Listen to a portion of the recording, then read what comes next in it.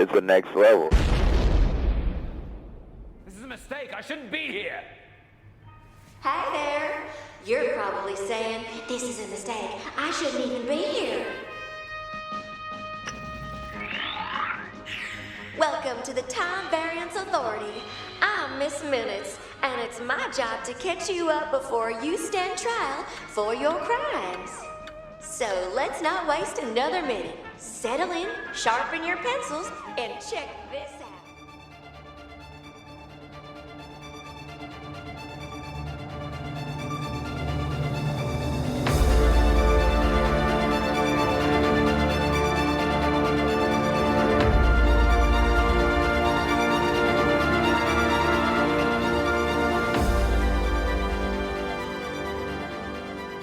Hey, panelists, welcome back to the show. I'm Mark. And I'm Steve. And Mark, we have made it 150 podcasts. Can you believe it? Like, yeah. It's hard to believe it. We took some time. I took some time off to do a little vacation. Yeah. And I was doing the doc and I realized this is 150. This is 150. Very exciting from the Punisher season 1 to now here we are with Loki. Yeah. Big changes happened throughout that time. All these, it's over 3 years now, going on 4. Wow. It's been a wonderful ride. I'm so thankful to you and all that you do for this show. And I'm trying to get a little better. I will tell that to the listeners. But Mark is a hero. He's a champion. I just basically turn the mic on and start talking. and Mark does everything else. So well, we've been doubling up on our episodes too. So for a while, when I was doing WandaVision, you were doing Snowpiercer. Yeah, with Daphne, and yeah, that was fun. And you did Invincible with Jamie. Yeah, and there was like so much that we added on to this podcast, like doing multiple episodes. I think we're trying to compete with TV podcast industries at some point, but nobody could get to their numbers. They are seasoned. They've been around for a long time, and they are definitely legends when it comes to podcasting, in my opinion. Yeah, exactly. I love those guys. I just started listening to their coverage of Loki before we started recording, so I haven't finished theirs yet. So don't want to spoil anything. Yeah, but we also recommend that you guys go listen to them as well. I listened to their podcast. It's pretty cool. There's some similarities in what we're going to say, I think, I'm sure. to what they are going to say or what they have said. So check them out and then listen to us, or vice versa. You have your choice. Plus, they have a pub quiz that you could actually follow. So they do that with their own particular podcast, which is always fun because they ask you a question. So we might actually tell you that question at the end too, so you could participate if you're interested. I have been in the running the last few times, gotten almost every question right. I think there's only been one question that I got wrong from Picard. Other than that, I've always been in the running, but I never have won yet. So it's always worth a try. Everybody's out there is game, so they could all put their 2 cents in. Exactly. Awesome. So, with that, this is going to be a spoiler-full podcast about the first episode of Marvel's Loki. So we're covering Loki Season 1, Episode 1, Glorious Purpose. And a synopsis for this particular episode is, the show synopsis for Marvel for Loki is, in Marvel Studios' Loki, the mercurial villain Loki, Tom Hiddleston, resumes his role as the god of mischief in a new series that takes place after the events of Avengers Endgame. So it's pretty much very simple for what Marvel threw up when it came up about the actual overall series synopsis. But the particular episode synopsis is, after stealing the Tesseract in Avengers Endgame, Loki lands before the Time Variance Authority. Dun, dun, dun. Yeah. And these are characters that are new to me. I've heard about them. They've only shown up a few times. So if you're not familiar with the Time Variance Authority, after this episode comes up, I will be putting in a link to a YouTube for Comics Explained that explains to you about the Time Variance Authority and the particular character Mobius. So when you guys have time, you could listen to us, and then you could go to that YouTube channel and check that out. So with that, we're going to move right along and go right into our initial thoughts. And Steve, what were your thoughts? Oh, I loved it. I really did. From all the humor, the mystery, the sci-fi, everything. And what I loved too, though, was it gave us a story. It gave us this information about the timekeeper gods kind of guys, but really they're not the focus of the story of the plot. So we have a whole nother plot to worry about. We don't even need to get into those guys if the show doesn't want to. So I really, really did. I was impressed. They gave us just enough information to fill in the blanks, to tell us, okay, what the TVA is all about, what they do, why they're there. And now we have our main plot. I really liked it. Yeah, I have to agree. And I love it. Honestly, it was a great introduction to the show. And I loved how they take right off after the scene in Endgame, once Loki escapes with the Tesseract. So it's the first time in TV podcast industries have made that mention where, they haven't really done that with any other Marvel property. Like, let's say with Agents of S.H.I.E.L.D., they didn't really take off. We did get to see Nick Fury in Agents of S.H.I.E.L.D. We did not really get the whole link over or segue to that particular show, but with this one, they did. So you know that this is a true MCU show that they're going to take off right after and go into TV and then have it mix in with the movies that are coming out. Because this basically sets us up for, like, Doctor Strange and the Multiverse of Madness, because this is dealing with times, and like time in general, and variants or variant different pieces, because everything gets skewed. So I really enjoyed learning about the TVA, which, like I said, I looked into a bit since it was introduced within the comics in like the late 80s, I believe. Okay. It only sporadically showed up every once in a while in the 90s or even in the early 2000s, but they never made such a big thing about it. The Fantastic Four was involved within the comics when it came to the TVA. Mobius was involved with them, and you got to see a lot of it. At that time, too, with the description of it, they were always, in the comic books, they would show the TVA, and it would be a bunch of desks in the sky and like row after row after row. And the difference between this and the TVA in the show, what I liked is that instead of multiple versions of Mobius, you have different characters. You have different agents of the TVA. It wasn't just one person that they used over and over and over again. Oh, okay. I see what you're saying. The comic, and that's how it is in the comic books. Correct. Yeah. Right. So there's a good difference in it, and I think this sets up and makes it look better too, because it's a whole world unto itself. And you have that enforcer B-15, and she's been in the comics as well. But at least with this, you see it's not just one person that's cloned over and over again, or a different version of him that's taking charge within time. And with this, they have like pretty much like almost like the Umbrella Academy, if you think about it. Yeah, very much. I got those vibes definitely from the Umbrella Academy, kind of that time authority that we had there too. Right. Yeah, because 5 was involved with them at that time. Now we're going back and we're thinking about another show, but that we're looking forward to as well too, because we're gonna get season 3 eventually. Eventually, yeah. Well, with that, since I've already been dropping a lot of bombs of a lot of stuff, we should move right into our top 5 or highlights of this particular episode. Sure. Why don't you start? Fugitive variant's been killing our Minutemen. And you need the God of Mischief to help you stop them. That's right. Why me? The variant we're hunting is you. Well, my number 5, that would be, I love the intro of the episode once Loki got to the TVA. His introduction with the cartoon of the things that are going on, and introduction to the TVA and what it was. It was the sign of on all that he has said in life. Like, he had to sign off on what he had said in life with that one character. Yeah. Would you sign this? Why do I have to sign this? Well, sign this too. Yeah.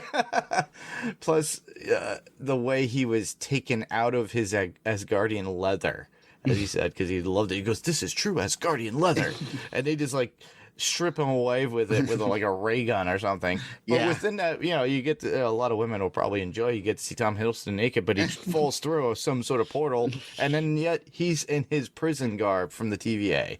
Yeah. So I thought that was really entertaining, especially with the one that the one guard that kept time looping him, and that was B-15. Mm-hmm. And she kept time looping him back every time he tried to run away.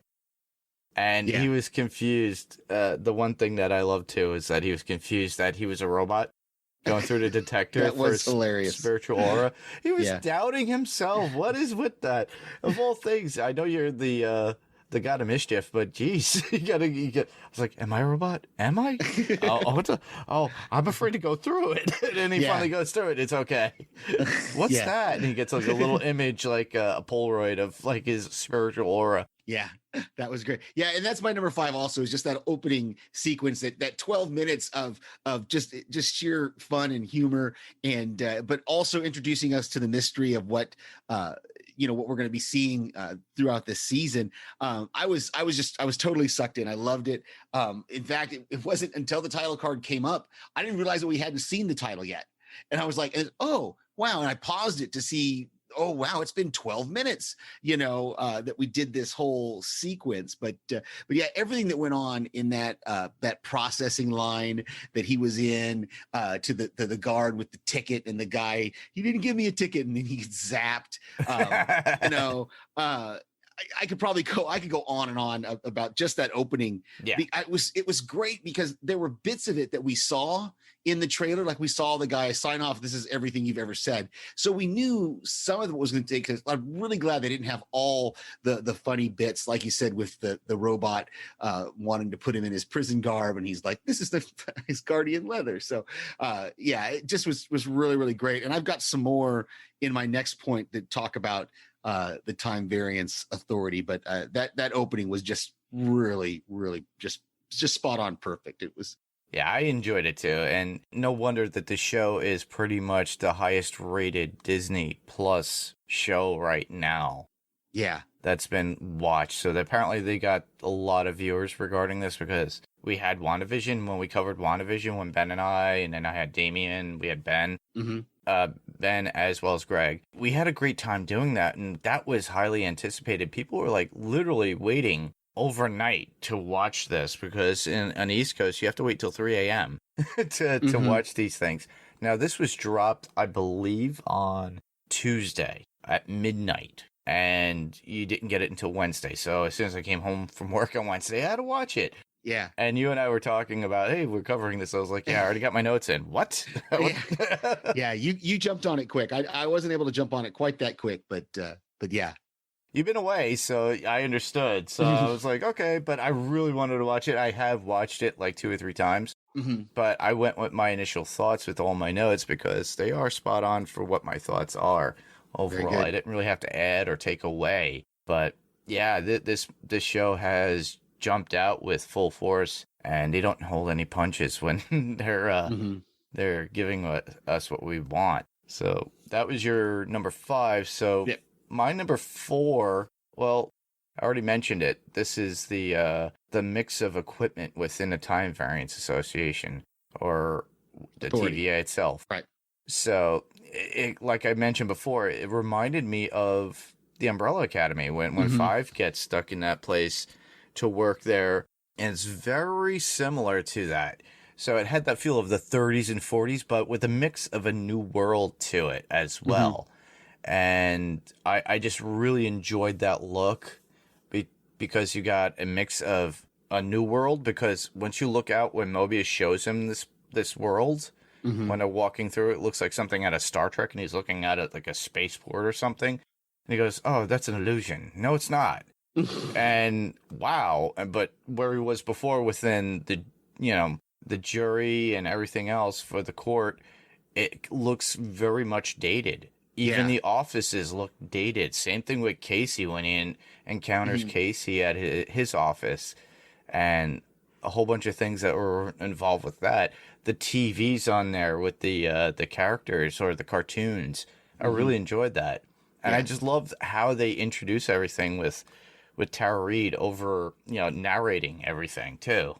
Yeah, Tara Strong. Tara Strong. Sorry. Yeah. I said That's Tara okay. Reid. I think TV podcast industries did the same thing. They said Tara Reid, and I was like, oh, the credits say Tara Strong. I looked her up. She's done a lot of voice acting. Yes, she has. Like in a lot of things. But my number 4 was basically the same thing. Just everything that went on at the Time Variance Authority there, from the cartoon to those judges' chambers.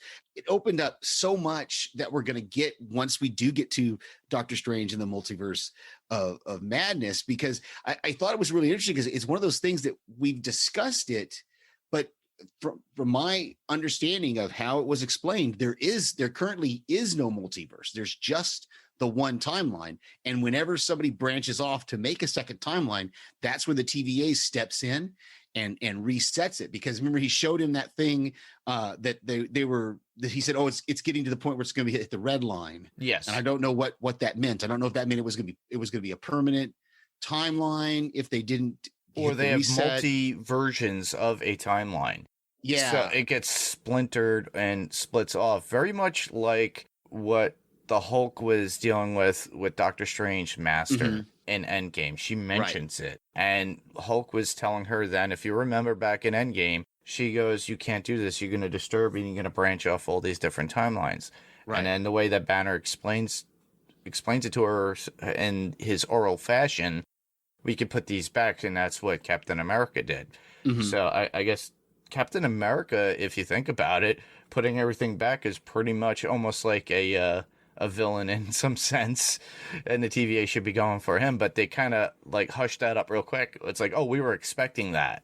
Well, yeah, and that's what she says, because and even this is my next point. So is this whole thing of Loki trying to convince them that the Avengers were the bad guys. But what she says is exactly what she just said. Well, no, what the Avengers did was predestined. That was going to happen. Correct. They didn't actually. It's a weird thing when you start to get into predestination and that kind of stuff. I don't want to get religious at all, but it's really weird because the way she said it was, well, what you did was what caused a variant. What they did was supposed to happen. Yeah. And it's just weird. But it is weird for the fact that they were expecting it to happen. Right. They already knew. They knew because they stand outside of the timeline. Yeah, and they only step in, and there's a whole cartoon. So if you guys really want, just go watch that guided cartoon for the TVA. Yeah, exactly. And they'll tell you all about the sacred timeline and the timekeepers and stuff. So yeah. So that was my number 4. Let's hear your number 3. I think is kind of where we're at. Yeah, that would be Mobius's look at Loki over the years with his escapes. And his best moments. I just love that. The eyeball scene where Mobius points out that Loki is loving it. Like, he loves to torture people. And his interactions with the Avengers and taking that drink from Tony Stark after Tony goes, yeah, you need your... Yeah, I need that after he got pummeled by the Hulk. And the escape with the plane, which was Loki being D.B. Cooper. Yeah. And that, I don't know if you want to talk about it. I have some information about D.B. Cooper because this is something that was kind of spoiled to us with the coming attractions for Loki. And this was back in January, I believe. And it was highlighted and people were expecting it to be bigger than what it was. But I kind of figured out even back then, I'm like, wow, this is just something that they're going to show that was pretty funny that Loki had done. Yeah, I didn't catch that in the trailer, so okay. Yeah, it was a highlight within the trailer that I really, really enjoyed. So basically, if a lot of people don't understand, D.B. Cooper was a real person. He hijacked a plane for money, and once he hijacked the plane, he had them set down the plane, get the money, got onto another plane, took that, then he jumped off that plane with a parachute in the middle of the flight with all the money, and he's never been seen again. Yeah. And this was in 1971, I believe. And it's something, it's like a mystery to the world of what happened to this guy. So obviously in this, they use it as a way of saying, oh, okay, it was Loki all the time, which I really love for the fact that he, for, what was it, like $100,000 or something, did all this.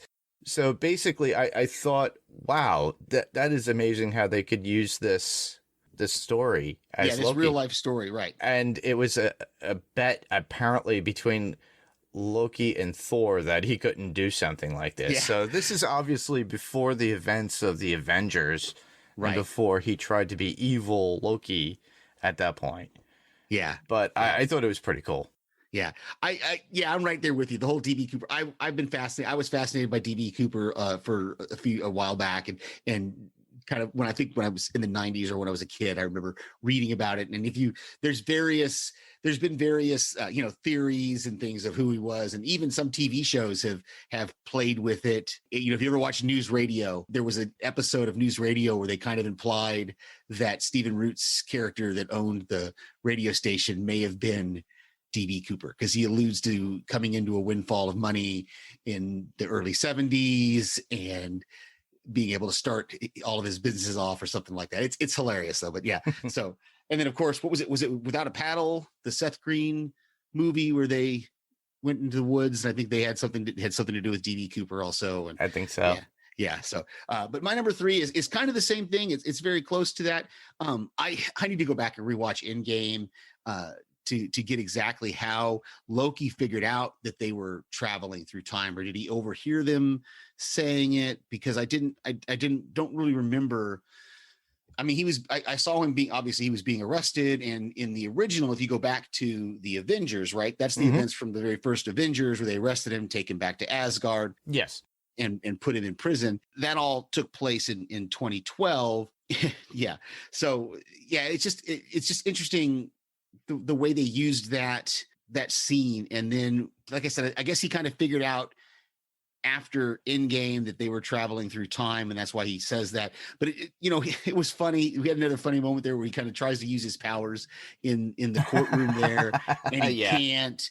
And they keep talking about resetting him, but they never really tell us exactly what that means. So I think it's going to be interesting to see if we get a clearer definition of what it means to be reset. Yeah, I think the whole resetting thing has to do with the time itself, how the timeline was fractured, but they were there at that time when it happened, and it was their way of correcting it, so they reset it so that it goes on to its natural path. Yeah. Of how it's supposed to be. Yeah, I'm sure it's something like that. It just, it wasn't real clear to me. Like they hide the bodies. Well, yeah, kind of like that. Well, and like they said that the other Loki that they're hunting for has been stealing the reset bombs. Correct. So why is he stealing a bunch of them? Why does he want? He wants chaos. He's the god of mischief. So yeah, exactly. But he's just as evil and ruthless. So. And to let you listeners, if you guys are really confused after watching the episode, the Loki that we're dealing with now is the Loki from the 2012 version of Avengers. So it's literally right after he got thrown around like a rag doll by Hulk and then taken into custody of the Avengers. And then he, at the end of Endgame, he sneaks away with the Tesseract, even with the mouth guard in himself, and he has his shackles on because at that point Hulk runs down and says he didn't want to take the stairs, and Ant-Man had literally pushed the Tesseract in the suitcase. So literally his story takes off right after the original Avengers. So he's not the Loki we remember in Endgame that becomes like a hero or anti-hero or somebody who helps out or has grown and matured. He didn't have much character development. He was still leaning on that idea of, I want to be the master of the universe. Like he actually has a conversation with Mobius regarding this too. Yeah. This is interesting because I'm going to talk some more when we get down below to my last point, which is Loki. And I want to talk some more about him and this portrayal, because I think it's really, really cool. All right. So that was your number 3. We're on to my number 2. And that would be, well, Hunter B-15's determination to reset Loki all the time. I just had fun with that. But I think she does this with all the variants. Mm-hmm. She has that, you have to reset them at every given point, all these variants, because I guess she's headstrong on getting everything corrected within time. Apparently, like I stated before, the character was in the comics when the TV was originally introduced as well. So that's another one. Apparently, it's character accurate based on her representation. So I'm really enjoying that fact. It makes me want to go back and look at that stuff. So like I said, check out the YouTube link that we're going to put in on our Facebook group when it comes to Comics Explained when he mentions it. It's only about maybe 14 minutes long. but he has a lot of references to particular issues and who the TVA encountered within it. So check that out. Very cool. Yeah. So my number 2 is Agent Mobius himself, Owen Wilson, that I think was great. I don't know how it's portrayed in the comics, but I love this character. I think it's really cool. I liked his way, just the way he expressed his lines, the way he gives the exposition that his character has to get. And he had a lot to talk. He had a lot of talking he was doing to explain that. I love the whole, for somebody who thinks he's a winner, you really lose a lot. You get beat up a lot. When he's talking to Loki and he shows Loki his past, and then he even shows Loki what the future would have been if he hadn't escaped in 2012, and he shows him the death of Frigga, which I guess that's from the Dark World Thor, right? Yes. Yeah. I actually enjoyed that, but for the fact that what a lot of fans consider to be the worst Marvel Cinematic Universe movie, Thor: The Dark World, is highlighted in this particular show. Well, and they even highlighted it in the Endgame. It's almost like the MCU is trying to beat us over the head with Thor: The Dark World, going, "No, it is a good movie. It is a good movie. We're gonna keep reminding you of it just until you admit that it's a good movie." I actually did enjoy that movie. I don't know why, but a lot of people are out there hating on it, but I understand their hate. Yeah. So I just thought it was interesting, and just his portrayal of this. And then when Loki, and I'm going to talk some more about Tom Hiddleston's portrayal of Loki as well, because I think we're going to get a lot of that character development that we have in the movies. I think we're going to see that maybe in the show, but I don't know. That's just speculation. I love that he wanted to understand Loki. He says that at the end, I want to understand why you do the things you do. And we realize at the end with the reveal that the person he's hunting is another version of Loki, that we realize, oh, that's why he wants to understand it. Because if he can understand this version, maybe that'll help him hunt the other version that's out there. Very true. And he was very much a fan of Loki too. I really enjoyed that aspect of Mobius too. It kind of gave me that Agent Coulson vibe, or like in the original Avengers when Coulson was just like fanboying over Captain America. And now it's like, oh, Mobius is that way too with Loki, and to some degree. And I think he's a good guide, and I wouldn't be surprised. It kind of gives you that parallel to other shows that have been out there. There's a one series with Robert Vaughn and another actor from the 60s, and I'm forgetting it, but it's kind of like, they're opposites of one another, and one's there to do one thing and one's to do another. And I think that it's going to be pretty much like a duo within this particular series. Yeah. All right. So that was your number 2. Yep. My number 1, that would be Loki. Loki just opens up to Mobius about everything and himself. Now, that's real character development over the course of one episode. And I have to agree with you on that. It's like, we do get to see the start of that, because honestly, this is a character that we only knew that was looking to take over the world in Avengers. So this is the 2012 version of Loki. And all he wanted to do was literally take control, but then through the means of the Time TVA, he gets to see his other version of himself, and he learns what he becomes and how he is. And you see where he confesses who he is and why he does these things. He just basically tries to control others through their fears, because he has his own fear about himself. And his illusion is based on his own fear, for the most part. Yeah. And then Mobius tells Loki who they are hunting, which you already spoke about, which is another version of him, which is pretty cool. But I kind of predicted that in some way when they kept talking about how they were going through time. And I'm like, why would they constantly be taking this guy through time? And who knows himself better than himself in some way, Yeah. And that is why Mobius doesn't want him reset in any way. So he has something pure to work with, that it's like maybe he could get into his mind or something. Yeah, exactly. Yeah, and that's Loki's my number 1, is just the whole thing, the range we see from Tom Hiddleston the very beginning when he's has this grand posturing, has this wonderful monologue about what he's going to do and how he's going to be king of the world and all this, and Agent Mobius just kind of shows him, well, it's not really what was going to happen. And then I was trying to figure out, as I was typing my notes up, I was trying to figure out how to express it, is when he's watching that monitor, after he escapes from Mobius's office and then he comes back to Mobius's office, he's watching the clip again of his mother being killed. He's watching the clip of him and Thor fighting side by side. He's seeing Odin saying that he's proud of him. He's seeing all the things that would have happened if he hadn't escaped. And then he even sees his own death.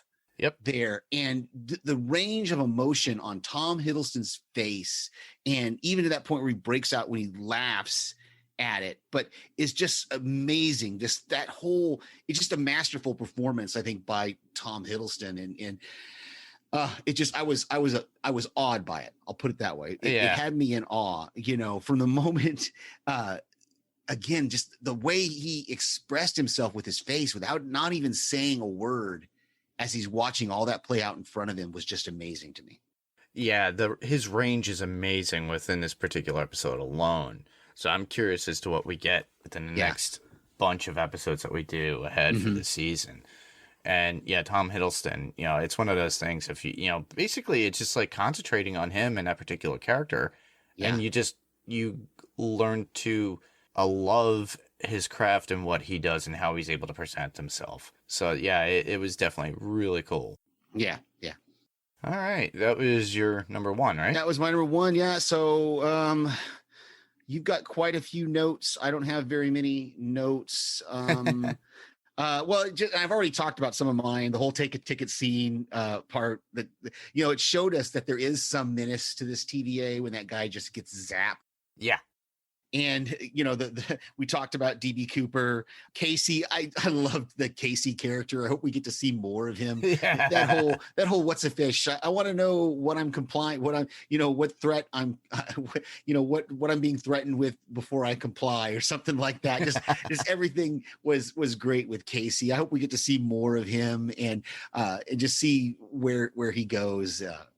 All those Infinity Stones in his drawer, and that was another one of those moments for Loki, for Tom Hiddleston to play it, to realize that these stones don't even mean anything here in the TVA. Yeah, they're just trinkets. They're paperweights to these guys. They've seen so many of them throughout the course of their, they're keeping the multiverse in check, so to speak, that they just throw them in drawers. They use them as paperweights. They have no power here. Yeah, they have no power because when you're in the TVA itself, like very much like you were saying before in the court scene, he tries to get out of there with his magic, and everything else has no power there. It shows you how powerful the TVA is. Mm-hmm. And they're more powerful even than the stones themselves. The Infinity Stones mean nothing. So it shows you their power as being part of time itself, which is amazing. One of mine would be, we find out that Loki's last name is Lofison or Lofison. I tried to catch it each time they said it, and I never could get exactly how it was said or spelled. So we actually get a real last name for Loki. Yeah. And he is apparently variant L1130 to the TVA. So he has a designation like the movie or the TV show, The Prisoner. Mm-hmm. So I am not number one. Mm-hmm. So I'll move on to, you already spoke about, Casey. Yeah, he's one character that I really enjoyed within this. I want to see more of him. He's a really good character. The fact that he doesn't know what a fish is. He's just been stuck at his desk the whole time. And one last thing that I'll talk about out of my notes, because you already covered a lot of my topics. I would say the kablooey candy the kid had in France in 1549, I think it was. Yeah, something like that. That was that the other Loki had apparently given him, and Mobius gives it to the guy and says, check it for whatever, some kind of trace elements or something. And the guy's like, well, there's not going to be anything there. And he's like, well, check it anyway. And then it had like a big range, because that's literally what came from that Loki. And to continue on with that scene too, we see, they asked who it was to that that French kid, and he points to one of the stained glass windows within the church itself. The first thing you think of right away, a lot of fans and TV podcast industries actually went into this and they speak about it. I ask or encourage our listeners to go listen to them because they brought it up just the same. It looks like Mephisto, but we've already had this ruse of Mephisto being involved within WandaVision. Yeah. I don't think they're looking to do that. Maybe in this particular time they did. It didn't remind me so much of Mephisto because I've not read those comics. I'm not as well versed in the comics. What that stained glass window reminded me of though was, remember Loki's original helmet? Yep, exactly. That's where I was going with it. Yeah. It had the big horns coming out. That's what it reminded me of. That's the first thing I was going through with my head too when I first saw that. And I'm like, well, if it was hooded and it had the horns, it has Loki's original helmet, and that's that's the first thing.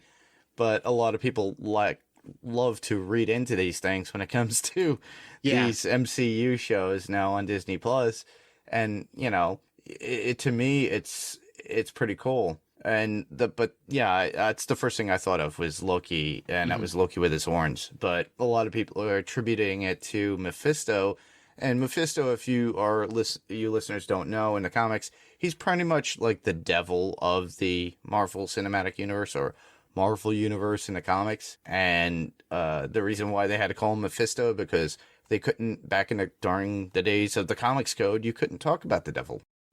So they created their own, which was somebody who was very similar, had that look, and now we have him. Particularly, I've been anticipating him and wanting him in there, and I speculated this throughout all of WandaVision, and obviously it was all forgone because we couldn't do anything with it, and it wasn't everything. It was Agatha all along. Right. But I think they're pretty much setting us up with that same thought as well. And then to top onto that thought of like characters that we thought that might be involved, Nightmare, because they talk about Nightmare within the show itself. We don't like that particular. Oh, hold on, I'll go right to my quote. Yeah, I was gonna say this is in your quote. So that's the only. Again, I'm not as well versed in the comics, so these characters mean nothing to me except for what I've heard people speculate about them. But I don't have any clue who they are or what they do or anything. Good, yeah, because Mephisto, like I said, is literally just the Marvel's version of the devil, right? Or or Satan, or whatever you want to call him.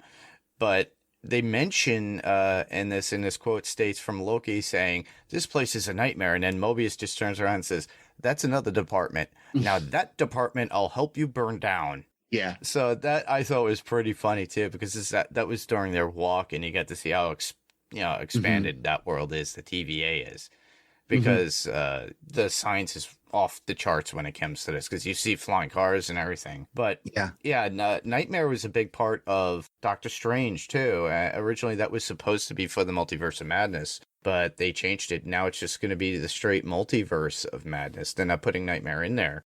And the reason why they're not doing that, and why they had to do rewrites, and we have Sam Raimi doing it, is because in certain parts of the country, like in China, you're not allowed to talk about the devil or nightmares at that.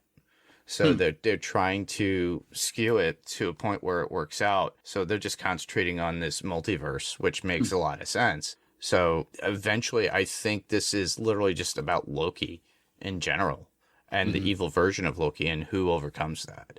Yeah. But those are my thoughts. And that was my quote. Right. So one of my quotes was, we already kind of mentioned it already when Loki's in there and the Thing is trying to get him to take his clothes off. He says, "This is fine Asgardian leather." Yeah. And then of course they just disintegrated off him. Yeah. The next one, and the only one I have left, would be Loki saying, "Oh, believe me, you could smell the cologne of two Tony Starks." That's great. That's great. Yeah, my only other quote is that one from Agent Mobius again, when he's talking to Loki and he says, "Oh, but you do love to lie, which you just did because you love to talk. Talky talk talk." So yeah, there was so many good. Actually, there's a lot more quotes you could pull from this particular episode if you wanted to. Yeah, and it's loaded full. And if you haven't watched the episode and you're listening to us first, go back, watch it, come back, listen to us.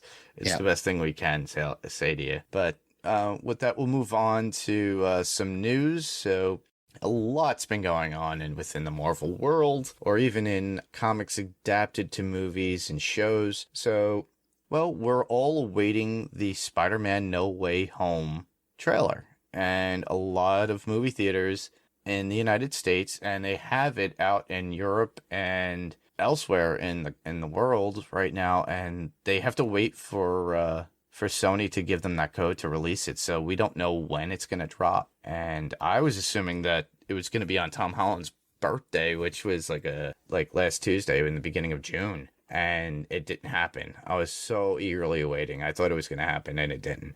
So we look forward to that because literally we only have until December, and everything, all the months are going by so fast. So we're looking forward to Spider-Man No Way Home to come out. And as we all know, we got a ton of villains in this particular movie. I think we're looking at the Sinister Six, and we're gonna get let's name them. We got Electro, which was Jamie Foxx, Alfred Molina coming back as Doc Ock, and he kind of spoiled that for us. The main focus of the group is going to be Willem Dafoe's Green Goblin, and they mentioned recently that we're going to get the Lizard from the first Amazing Spider-Man. They've already announced, of all things, which I'm looking forward to, I think it was Aaron Taylor Johnson as, what's his name, who's hunting everybody. I'm forgetting his name, but he's a major character. Mm-hmm. So, this is what we do when we live podcast. But Kraven the Hunter, that's what it is. Good job. Just popped in my head. Yep. But Kraven the Hunter is coming in, but whether or not he's introduced in this particular movie, I don't know. Somebody had mentioned that the Rhino, which I'm not really looking forward to because I didn't really like the Amazing Spider-Man 2's Rhino. And then obviously we got Tobey Maguire's Spider-Man as well as the other Amazing Spider-Man himself. So Andrew Garfield will be back involved. And apparently we get Kirsten Dunst, and I think Emma Stone is coming back, but they don't really give you that much, but the villains are definitely a guarantee, and we're going to get a lot within that, and I'm looking forward to that particular movie, as well as Black Widow coming out, probably within about a month or so. Mm-hmm. So we're going to get that, and I will look forward to covering that when that comes out. That will be the first time I go into the movie theater. I haven't gone yet. Yeah, I haven't yet either. So I look forward to doing that, and we could cover that and then have a good time covering that. Mm-hmm. Back to the movies. Here we go. Yep. So with that's pretty much the news that I have. We haven't really received any feedback, so we'll talk about how you could send your feedback if you're new to this at the very end. But right now, we're just going to move right on to podcast recommendations. The only one I've got this week, besides the ones we already mentioned, TV podcast industries, of course, but we have to go back. Lost Revisited. That's the joint podcast between Podcastica and this network, the Next Level Podcast Network. Ben and Kristen are going to continuing their journey through season 5 of Lost. So if you love that show and love to hear their voices and love to hear my voice, I send them voicemail every week. I try to anyway. And so yeah, I'm excited that they're back on a regular schedule again, just like we are. Yeah, same here. And to talk about more that's on the Next Level Network, well, Ben has finally released Wilhelm. So I actually had recorded, so you got to wait until my episode comes out. We talk about John Cusack movies, nice. So it's always fun. So Wilhelm it's like an overall very similar to what I do with the Adrenaline Cinema podcast, but in this case he discusses particular things like actors or particular style of movies, or if not particular genres of film as well, and or series or trilogies. He's got I think his list goes on for 3 years now. So, but you could hear me on there as well. A lot of our friends are on there too, so check out the Wilhelm podcast on the Next Level Network. So check that out there. I also highly recommend Watched It in the 80s with Damien and his various guests. So with him, he just basically covers all the movies that are popular within the 80s that we all love. So I highly recommend that. So I'm looking forward to hearing more of him. He could be found on the Pirate Core Entertainment Network as well. And you could listen to the Walking Dead cast, which kind of inspired me to do this, along with Steve and a whole bunch of other people that we are friends with. to get into podcasting. So you could watch The Walking Dead or listen to The Walking Dead cast on Podcast Network. And that's with Jason and Lucy. I had the privilege of being a guest on the most recent episode with Jason, and we talked about, of all things, Fear of the Walking Dead, Season 6, Episode 15. Not the one I really wanted to be on, but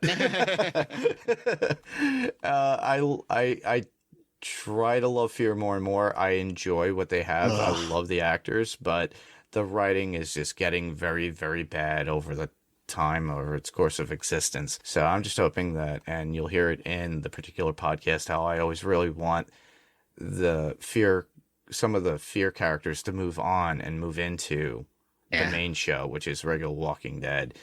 And that would be probably best for the show. But finale is this week. Yep, and apparently they have released stating that they're doing a season 7. So I don't understand that. Yeah. So you could hear me on the Walking Dead cast, and I highly recommend the Walking Dead cast on the Podcast Network with Jason and Lucy. They'll definitely be back. They finished, they'll be finishing up Fear this weekend. Mm-hmm. But you could hear their coverage of The Walking Dead when The Walking Dead comes back at the end of August. Yep. So check them out. So for YouTube recommendations, the Grim Life Collective on YouTube, I usually recommend my friends. So Michael and Jessica, I have to congratulate them on 100,000 viewers and achieving that award. So they got that silver plaque, and it's awesome that they're doing that. And Michael and Jessica are still going strong with their new coverage while living in LA. So they've been covering a lot since they moved to LA. And Michael's been doing this a little bit more than full time at this point. So he's been going to like Sharon Tate's house. I think I mentioned it when Jamie and I recorded previously, the last time when he went to a house that Kurt Cobain had. There's a couple of hauntings there. He actually went to a house that was haunted that somebody who was a fellow YouTuber of his has, that's haunted in California on the hills. And he went and experienced that himself with that while he was doing the whole Sharon Tate house. And I thought that was pretty cool. Next up would be The Thing with Two Heads with Sean and Chris. So somebody who I know, Sean Clark, has gone back to the conventions to represent celebrities as a manager for the cons. So it's somebody I've bumped into over the course of 20 plus years at conventions. And, Sean knows my face, he knows my voice, and just knows me as that guy that bothers him. But I love what they do. They have their own particular YouTube. And it's a podcast as well, so you could listen to that. All you have to do is look up The Thing with Two Heads. Chris is an effects artist and is working on the new Halloween Kills movie and the Halloween Ends movie. So Chris has been kind of busy. You could actually see his cameo in Kill Bill 2 during the wedding. He's one of the guys there. I believe he played the groom. And but they still put out content for everyone to see, so I highly recommend that. Check that out on YouTube. So that's The Thing with Two Heads, and you could also see or check out Sean Clark's Horror's Hallowed Grounds for all new episodes. And this is basically like scene footage or where they filmed or filming locations of particular movies, and usually it's horror movies. But you could check that out, and Sean knows his way around California and Hollywood because he lives there, and he has fun doing that stuff. So check that out on YouTube. Very cool. Yep. So as Mark mentioned earlier, you can submit your feedback. We love to hear from our listeners. You can hear this podcast on whatever player you're listening to it on now. It's on YouTube as well. Any of your podcast player choice, please look us up there, subscribe. You can give us a review. We'd love to get a review on there. You can also check out our website, which is panelstopixelspodcast.com. Our Facebook group, we make a post for feedback every week, is facebook.com/panelstopixels. You can email us at panelstopixels1@gmail.com. That's panelstopixels1, the TO spelled out right in the middle, and the number 1 at gmail.com. I said before, we have a YouTube channel, which is Panels to Pixels Podcast. Go there, subscribe, give us a thumbs up, and you'll hear us every week as we come back. Next week, we will continue on with our continue of the next episode of Loki, and I can't wait to see where this story goes. Exactly. And like Steve was telling you, you could tell your friend. Word of mouth is the best way for us to get known. So if you have a friend, just explain to them we could be heard on, Spotify, Google Play, or Apple Podcasts. and they could check us out and listen to us as well. As far as YouTube, yeah, we are Panels to Pixels podcast. We got a message from somebody who was a fan thinking we were Josh from Panels to Pixels. And that's the other Panels to Pixels. And they're located in England. And I really recommend people go check them out as well, too, on YouTube. That's all they do is YouTube. And they have like a nice insight on with their videos when it comes to all the games that come out from Marvel or the cartoons or even some of the MCU stuff that comes out. They're very much into it. And I'm sorry if a listener got confused and messaged us thanking Josh, but I kind of relayed the information to him. But yeah, they're two different ones. Whether they're just Panels to Pixels on YouTube, and we're Panels to Pixels podcast. So keep that in mind when you research us. So with that, where else can listeners hear us? Well, I can be heard on Adrenaline Cinema podcast on the Pirate Core Entertainment Network. I've already mentioned this before. And there we cover action movies, adventure films, suspense films, thriller films. Right now, I'm in the process. I took a vacation there as well. So I was gone, as well as when Steve took a break as well. So I needed that time for myself. And it was a good relief. Yeah. But now we're heading back into things. So I just released earlier today. Today is being June 12th. It's a Saturday. And I released the Jason and the Argonauts episode with Jerry and myself, where we cover that particular movie. So we had fun with that. This coming week, we'll be recording about Goonies, because it's the 36th anniversary of Goonies. It would have been fun if I started that podcast a year ago. It would have been the 35th, but I did it now. So a lot of people are talking about Goonies too recently too. So I highly recommend you guys check out the movie. If you haven't watched it, I'm sure you have. It's an iconic film from Richard Donner and produced by Steven Spielberg, and it has all our favorite characters in it, or actors. And Jamie and I will be covering that this week, as well as Baby Driver with Paik, who you know from Strange Indeed, as well as Run for Your Lives. So he and I are going to be covering Baby Driver this week as well. And I believe The Hunt for Red October will be coming soon as well. So I've been putting a lot of things in the works, so that way we'll have more content to throw you guys. So I won't be like weeks out.